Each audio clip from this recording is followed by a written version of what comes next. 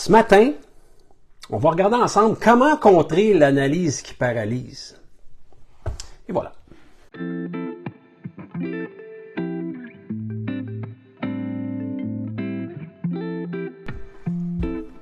Bon matin tout le monde, bienvenue au Café Expansion. Aujourd'hui, 12 juin. Écoute, check bien ça. Non mais check bien ça.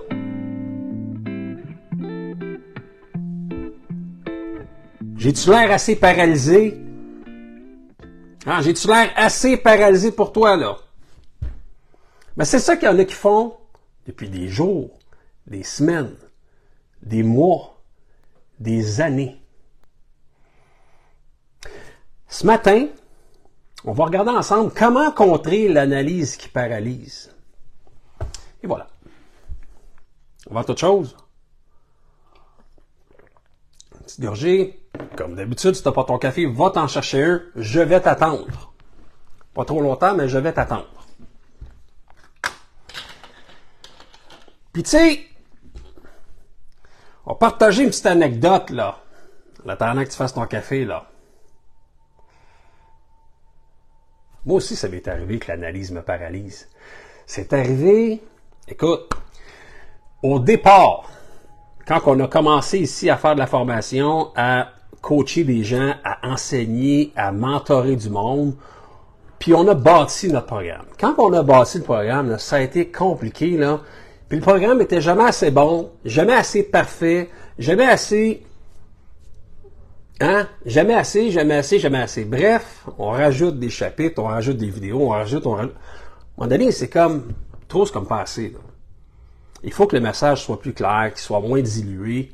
Puis c'est un petit peu ça l'erreur, hein? C'est que quand on dit paralyser, c'est pas que tu bouges pas, c'est que tu ne prends pas action. Puis je vais t'énumérer 6 points pour contrer l'analyse qui paralyse. On va commencer ça. Check bien ça. D'ailleurs, bonjour à ceux qui sont là, à ceux qui regardent. Puis sinon, ben, la chaîne YouTube qui est toujours disponible aussi. On va transmettre ça sur la chaîne YouTube pour que la semaine d'après, tout le monde ait cette information-là puis que ça puisse circuler un petit peu. Puis là, je vais faire un peu de lecture, là. L'analyse paralyse, qui est une expression, si on veut, assez commune au Québec, hein? Et souvent, c'est un avertissement, si on veut, contre l'excès de réflexion ou la planification qui peut entraîner une paralysie de l'action. Pour contrer cela, en affaires, il est important de trouver un équilibre entre l'analyse approfondie et l'action efficace. Voici quelques stratégies, mesdames et messieurs, quelques stratégies pour y parvenir. 1. On se fixe des marques délais. Se fixer des délais. Oh! Hey, ça, c'est dur. Se fixer des délais clairs, là, c'est compliqué. Parce que, des fois, on le sait pas. On sait pas combien de temps ça prend pour faire quelque chose, puis c'est jamais le même temps. C'est jamais la même affaire. Tu sais, au début, OK, ça a pris tant de temps à faire un projet, mais là, c'est parce que l'autre projet n'est pas pareil. Fait avant d'établir des délais clairs, ce que eux mentionnent, en tout cas, ce que ça mentionne sa feuille, comme on dit, moi je dirais d'établir une structure claire, hein, donc un processus clair. Parce que si ton processus n'est pas clair, puis je l'emploie souvent le mot clair, mais il faut que ça soit clair. Il faut que ça soit clair. Le processus doit être très clair. On doit absolument être capable de se comprendre, de dire, OK, parfait, regarde, quand que je monte telle affaire, ou je fais tel projet, ou j'ai telle chose, ça prend normalement 2 heures, 2 semaines ou 2 mois à faire. Cool, fine. Un coup que ça s'est établi, là, on se fixe des délais clairs dans un processus de moi, je vais en faire 15 des projets dans mon mois. Parfait. Donc, c'est quoi le délai que j'ai pour faire ça selon le processus qui est établi? Je ne sais pas si vous me suivez, là. Donc, on établit des échéances pour analyser, la prise de décision, exactement ce que je disais. Cela vous aidera à rester concentré et éviter de trop vous attarder sur les détails. Tu sais, des fois, quand on va trop dans le détail, ben, c'est là que ça devient problématique. Exactement comme l'anecdote que je vous ai contée tout à l'heure. À un moment donné, on fait une vidéo de plus, on écrit des textes de plus, on peaufine, on perd notre temps, là. Le client, ce qu'il veut, là, c'est une étape A, une étape B, une étape C. Pas compliqué, là. Keep it stupid simple, là. C'est pas mal ça que ça veut dire. Donc, point numéro 2, priorisez l'essentiel. Concentrez-vous sur les facteurs critiques pour le succès de votre entreprise. Identifiez les informations clés dont vous avez besoin pour prendre des décisions éclairées et ne vous laissez pas submerger par les détails non essentiels. Les maudits détails non essentiels. Point 3, utilisez les outils d'analyse efficaces. Bon. On adopte des méthodes d'analyse qui peuvent aider à obtenir rapidement des informations pertinentes. Bref, des techniques telles que l'analyse SWOT, S-W-O-T. Ça, je vais en parler plus tard. Ça ne dit pas grand-chose à grand monde. Ça fait partie d'une planification stratégique. Je vais faire une vidéo là-dessus, c'est clair. OK? On ne s'attardera pas là-dessus aujourd'hui parce que, bon, on finira pas, c'est pas ça le sujet.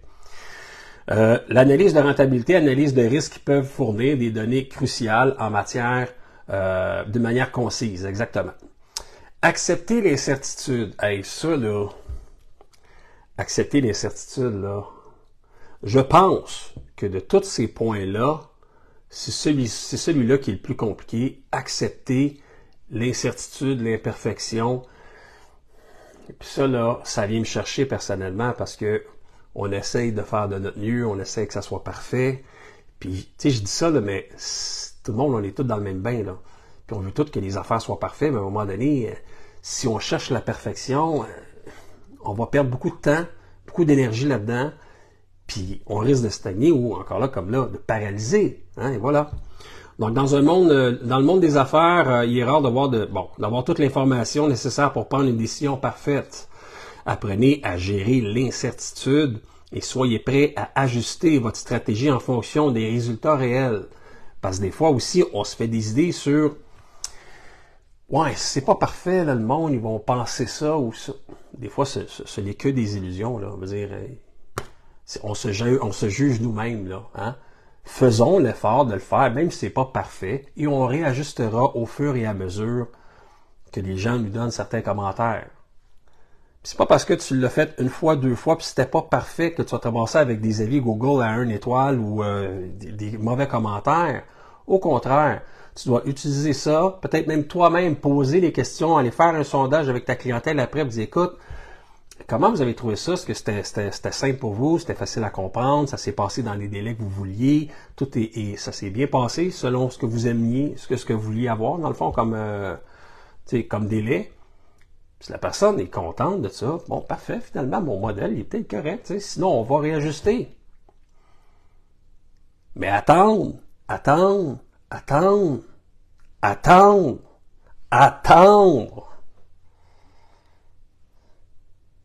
Ça coûte cher à attendre. Ça coûte très cher à attendre. Prenez des décisions, là je mets mes lunettes, incrémentielles.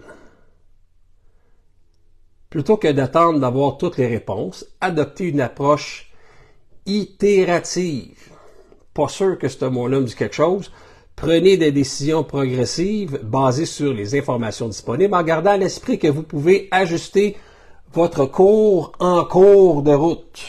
C'est mal écrit. Ajustez votre cours en cours de route. Tabarouette. Je pense que moi changé de texte. Bref, ce que ça veut dire, c'est que en cours de route, on s'ajuste. Fait que laissez-moi dans les commentaires si ça vous est arrivé, si c'est des choses avec lesquelles vous avez de la misère, parce que moi, j'ai eu de la misère avec ça. Ça a été compliqué parce que on est perfectionniste, on veut que les affaires avancent bien, mais on veut pas faire d'erreur. Fait que bref, ce qu'on fait, c'est qu'on gèle un peu dans la croissance. Hein?